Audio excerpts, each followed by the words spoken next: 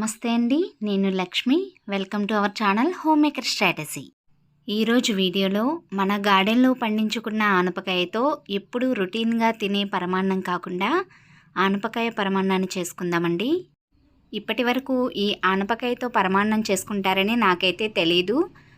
మా కో సిస్టర్ వాళ్ళ సైడు ఇది చాలా ఫేమస్ వంటకం అంటండి. దీన్ని తయారు చేయటం, టేస్ట్ చేయటం నాకు ఇదే మొదటిసారి. ఎంతో రుచికరమైన ఈ ఆనపకాయ పరమాన్నాన్ని ఎలా ప్రిపేర్ చేసుకోవాలో ఇప్పుడు తెలుసుకుందాం. వీడియోలోకి వెళ్ళబోయే ముందు మీరు ఫస్ట్ టైం మన ఛానల్ని విజిట్ చేస్తున్నట్లయితే సబ్స్క్రైబ్ చేసుకోండి, నోటిఫికేషన్స్ కోసం బెల్ ఐకాన్ని క్లిక్ చేయండి. ముందుగా ఈ పరమాన్నాన్ని ప్రిపేర్ చేసుకోవటానికి మన గార్డెన్లో ఉన్న ఆనపకాయని కట్ చేసుకుని తీసుకుందాం. మరీ పెద్ద సైజు కాకుండా మీడియం సైజులో ఉండేటట్లుగా చూసుకుని లేతకాయని కట్ చేసుకోవాలి.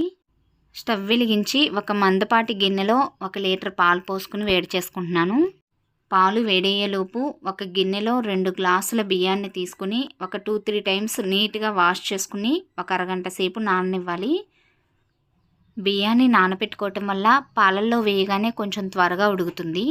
ఇప్పుడు మన గార్డెన్ నుంచి కట్ చేసి తెచ్చుకున్న ఆనపకాయని పైన పీల్ తీసేసి చిన్న చిన్న ముక్కలుగా కట్ చేసుకోవాలి.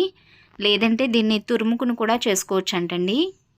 ఆర్గానిక్గా మన గార్డెన్లో పండించుకున్న ఆనపకాయతో మనం ఈ పరమాన్నాన్ని ప్రిపేర్ చేసుకుంటున్నాం కాబట్టి టేస్ట్ ఇంకా డబుల్ అవుతుంది. ఇలా కట్ చేసుకున్న ముక్కల్లో మధ్యలో ఉండే ఆ పల్ప్ని తీసేయాలంట. ఈ పల్ప్ని వేస్ట్ చేయకుండా దీంతో దోశలు వేసుకోవచ్చు అంటండి. నేను లాస్ట్ వీడియోస్లో గుమ్మడికాయతో దోశలు వేసి చూశాను. టేస్ట్ అయితే చాలా బాగుందండి. బట్ ఈ ఆనపకాయతో అయితే నాకు తెలీదు. నెక్స్ట్ టైం ఈ ఆనపకాయతో దోశలు కూడా ట్రై చేద్దామండి. ఇలా చిన్న చిన్న ముక్కలుగా కట్ చేసి పక్కన పెట్టుకోవాలి. ఇప్పుడు పాలు ఇలా మరుగుతున్నప్పుడు దీనిలో మనం ముందుగా కడిగి పక్కన పెట్టుకున్న బియ్యాన్ని కూడా వేసి ఉడకనివ్వాలి. నార్మల్గా మనం పరమాన్నం వండుకునేటప్పుడు దీనిలో సగ్గుబియ్యం కూడా యాడ్ చేసుకుంటాం కదా. ఆనపకాయతో ప్రిపేర్ చేసుకుంటున్నాం కాబట్టి అవసరం లేదని చెప్పింది. సో ఇది ప్రిపరేషన్ అంతా కూడా మా కో సిస్టర్ ఆధ్వర్యంలోనే జరుగుతుందండి. నాకు తెలియదు కాబట్టి ఇంకా తన స్టైల్లోనే ఇది చేస్తుంది. ఒక్కొక్కరు ఒక్కొక్క తీరులో చేస్తారు కాబట్టి మనం అన్ని పద్ధతులను కూడా తెలుసుకోవాలి. ఇలా బియ్యం ఉడికిన తర్వాత దీనిలో మనం కట్ చేసి పెట్టుకున్న ఆనపకాయ ముక్కలు కూడా వేసుకుని స్టవ్ని కొద్దిగా లో ఫ్లేమ్లో పెట్టుకుని మనం ఉడికించుకోవాలి. ఇది ఇలా ఉడుకుతుండగా పక్కన స్టవ్ వెలిగించి బాండి పెట్టి 2 టేబుల్ స్పూన్ల నెయ్యి వేసి నెయ్యి హీట్ అయిన తర్వాత జీడిపప్పు, కిస్మిస్ను కూడా వేసి ఫ్రై చేసుకొని పక్కన పెట్టుకోవాలి. ఉడుకుతున్నప్పుడు ఆనపకాయ ముక్కల నుంచి కూడా నీరు వస్తుంది. ఆ నీటితోనే చాలా వరకు మగ్గిపోతుందండి. ఒకవేళ సరిపోకపోతే కొద్దిగా పాలను కానీ నీళ్ళను కానీ యాడ్ చేసుకోవచ్చు. ఇలా దగ్గరగా ఉడికిన తర్వాత దీనిలో యాలకుల పొడిని ఒక 2 టేబుల్ స్పూన్లు వేసుకుంటున్నాను. అచ్చంగా బెల్లంతోనే కాకుండా దీనిలో కొద్దిగా పంచదార కూడా యాడ్ చేసుకుంటే టేస్ట్ బాగుంటుందంటండి. అందుకని 1 కప్పు పంచదార వేసుకుని బాగా కలుపుకుని పంచదార కరిగిన తర్వాత స్టవ్ ఆఫ్ చేసుకుని తర్వాత బెల్లాన్ని వేసుకోవాలండి. ఇప్పుడు స్వీట్ ఎంత సరిపోతుందో చూసుకుని దానికి తగ్గట్టుగా బెల్లాన్ని కూడా యాడ్ చేసుకుని బాగా మిక్స్ చేసుకోవాలి.